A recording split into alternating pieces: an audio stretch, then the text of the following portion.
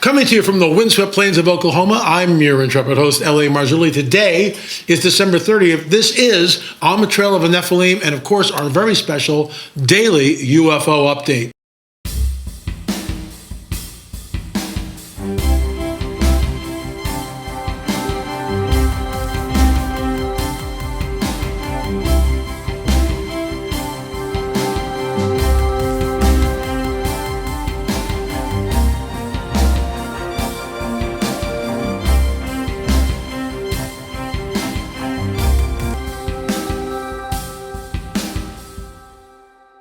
Today on the Trail, we're going to be talking once again, picking up the story from my sit down right here. It's in this book, On the Trail of the Nephilim, 600 pages, over 300 full color photos. Shameless plug, lamarzulli.net, lamarzulli.net. My sit down, one-on-one conversation with Navajo elders, great honor. And of course, we'll be talking about alien abductions, people who are taken. We'll get into that and so much more after a word from our sponsor, My Patriot Supply. Friends, the coming year is likely to bring more painful surprises. Oh my gosh, let's hope not. Are you ready? Do you have a plan in case of food shortages, power outages, emergency evacuations? Folks, think of the people in Kentucky.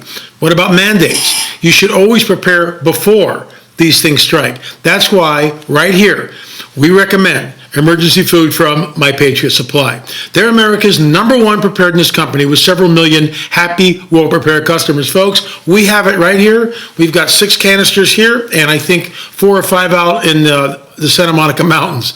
Their food, My Patriot Supply's food, lasts up to 25 years in storage. It's like survival insurance. Policy you can eat.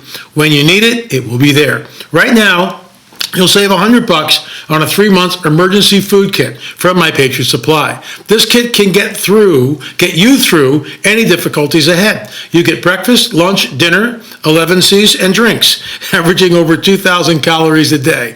These food kits from My Patriot Supply are selling fast, so hurry and act. Please, folks, check it out. Go to preparewithla.com and save $100 on your first 3-month food kit. That's preparewithla.com. To avoid what happens after disasters strike, act now. Just think of the people in Kentucky.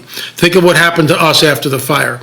Please go preparewithla.com. That's preparewithla.com. I want to thank you all for coming here. We had 2.8 million views on our YouTube channel in 2021. The most viewed was, of course, UFO Disclosure, The Coming Great Deception, and the Luciferian Endgame right here. Folks, if you've got an encounter, if something's happened to you, please shoot me an email. If you've got photographs of lights in the sky, orbs, close encounters of a second kind where the craft is 50 feet or less. In other words, it's like right there. If you've been taken, if you've been abducted, shoot me an email, la@lamarzulli.net. We will read your encounter right here.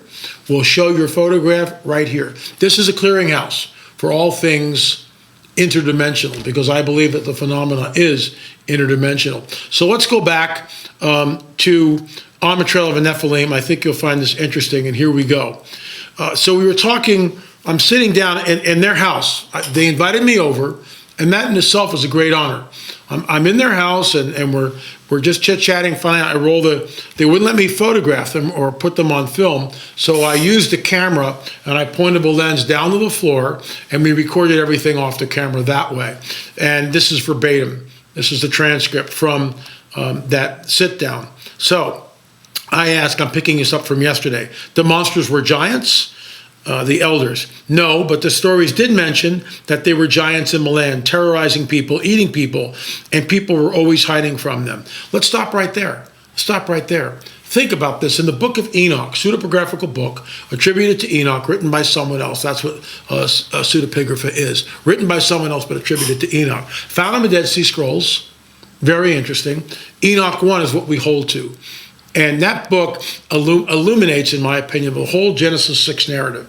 It just illuminates it. It just busts it wide open and gives us a look into the antediluvian world where these fallen angels came down on Mount Hermon in the days of Jared, and they took wives, plural. If you want to know more about this, another shameless plug, check out Countermove, How the Nephilim Returned After the Flood. That's my latest book. By the way, I've got my marching orders now that the house is done in an undisclosed location deep in the heart of the Santa Monica Mountains.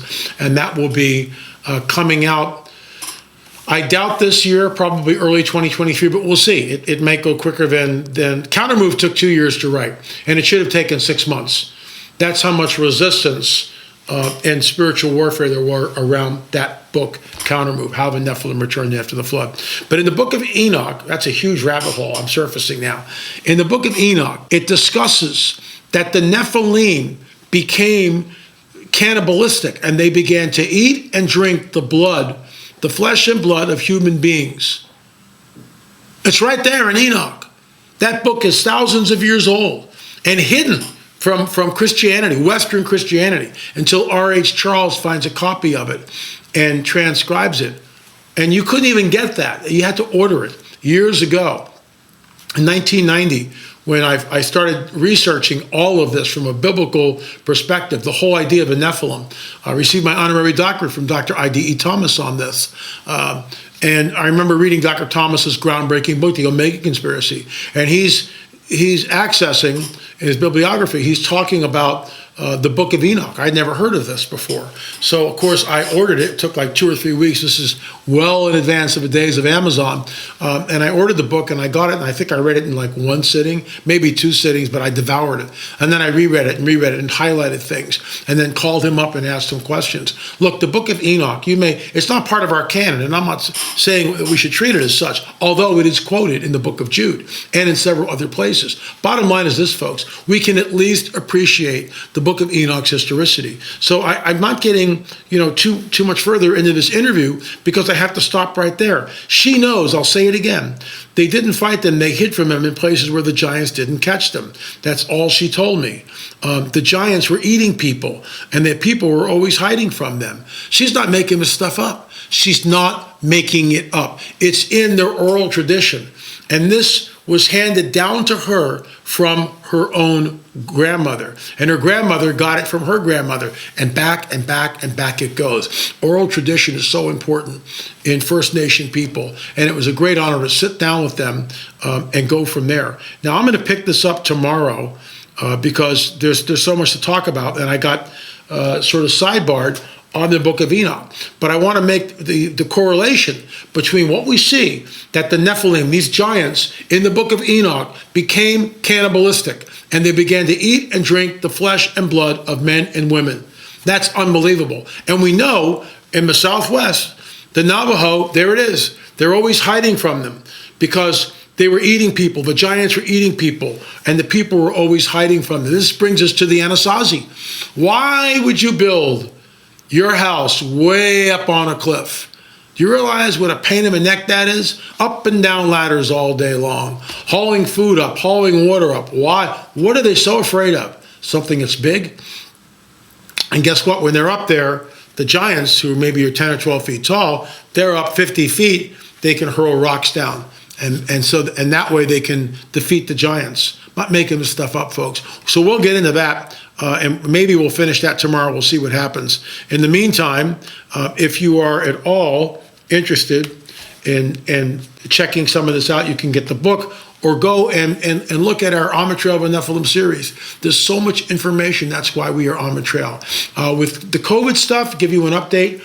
We still can't get across the pond, more than likely, so we will not be traveling there. But we will be traveling to an undisclosed location, probably sometime in March, and spend at least a week there. In the next couple of days, I'll be sending out emails and hopefully start the proceedings to line up someone on the ground, and of course a producer, camera people there. We'll see what happens. In the meantime, folks, go to streaming.lamarzulli.net, streaming.lamarzulli.net. What are you waiting for? Avail yourself of this information. It will change your worldview. Why? Because there is a hidden history that has been deliberately obfuscated from the peoples of the world, and that's why we are on the trail. So here's our daily UFO update, classic UFO disc and the gun sights. This is from a website that I travel to pretty much daily. The largely unknown alien abduction of Carol and Helen Thomas. On the morning of March 30th, 1988, mother and daughter Carol and Helen Thomas would walk to work at a mill in Birmingham, England, much like they would any other morning. However, as they made their way through the Victorian alleyways, a strange light lit the walkway up in front of them. When they finally arrived at work, several hours late, but with no memory of why, they realized something out of the ordinary had happened. So, our abduction cases. First of all, the 2 women missing time, which is not in UFO abduction, the film. It's not there. But Al Matthews' abduction story is. All right, I'm going to see if I can dig up that clip. I might be able to do that here. I might have it here. Not going to promise anything, but if I have it, I'll show you that clip from the film. You need to watch this, folks. It's that important. Al is driving in his car. And he knows, because he's been abducted numerous times, he knows when he's about to be switched off. He can sense it. He can feel it. I've talked to other abductees. They also know it. They know. They can feel their presence. They know it's about to happen. Many of them at this point scream in terror, no. Al was just comatose. Next thing he knows, it's like 3 or 4 hours later. He's hundreds of miles away from where he was last conscious, and he realizes he's actually being, the entire car was taken. The car is being lowered in this great beam of white light. And the car is rocking back and forth like this. And Al is vibrating in the car. Every cell in his body is shaking, vibrating. The car lands on the road. The car starts itself, and the car drives in the middle of the night, in the middle of nowhere by itself. How is that possible? How is that possible? If these are what they think we are, and we truly believe that these are not extraterrestrials from Zeta Reticuli, they are, in fact, interdimensional entities, the fallen ones, who can manipulate space, time, matter, and energy. And we see this graphically portrayed in Al Matthews' abduction account, which is in the film, and it's free. You can go to in fact, the link is in the text box. Just when it says show more, open that up, bam, you'll see UFO film. The coming, UFO disclosure, UFO film. Check the link. It'll take you right there. You can watch it for free. This is another one which I've never done anything with. The woman who came to me and told me the story wanted to remain anonymous. And so we got I have it written down, but there's no photography happening, no filming of her. She remains anonymous. And when she told me the story, she was deeply troubled by it. Who wouldn't be? She has missing time. Her and a friend, very close friend. So she's driving. The other woman is in the passenger seat. They're driving at night, and they're out in the middle of nowhere. New Mexico, someplace in the Four Corners. That's all I'll tell you. And Arizona, Nevada, somewhere in there, right? And they're driving at night, and all of a sudden this bright light, very much like this, hits the car. Next thing you know, she tells me, and she breaks down at this point. It's hours later. It's like 3 or 4 hours later. They are 200 miles from where they last were, going in the wrong direction. How is it possible? The entire car was taken. Folks, this is the dirty little secret that people in the UFO community don't like to talk about. They don't want to hear it. They don't expose it. My sit down with Nick Pope, when I ask him point blank, Nick, is taking a 5-year-old boy, is that a good thing? And he dodges the question. You'll see it in our film. But this is what's going on, folks. People are being taken. Sperm is taken from the men, ovum from the women. Think about this. Jesus warned us it'll be like the days of Noah when he returns, eating and drinking. They, or who is the they that Jesus is talking about? This is why our interpretation of Genesis 6 is so important. Because in Genesis 6, they're not talking about human beings. They're talking about the sons of God. Who are the sons? The B'nai Ha-Elohim. Who are those entities who are cohabiting, taking wives, plural, and creating a hybrid being known as the Nephilim? So we've gone from the Navajo elders talking about the giants, handed down the cannibalism right? The hybrid entity, to Al Matthews' abduction, to the women who have missing time. Folks, it's all connected. It all dovetails together. This is the work of the fallen ones. Jesus warns us it'll be like the days of Noah when he returns. They are creating hybrid entities. Read Dr. David Jacobs' book, Walking Amongst Us. Anyway, folks, UFO Disclosure, The Coming Great Deception, Luciferian Endgame. We have show number 2, which will be free. John Adams is working on the edit on that. I'm working on show number 3, which will not be free. We've got most of the filming already in the can. I'm in post-production. I'm happy to announce. Anyway, thanks so much for watching.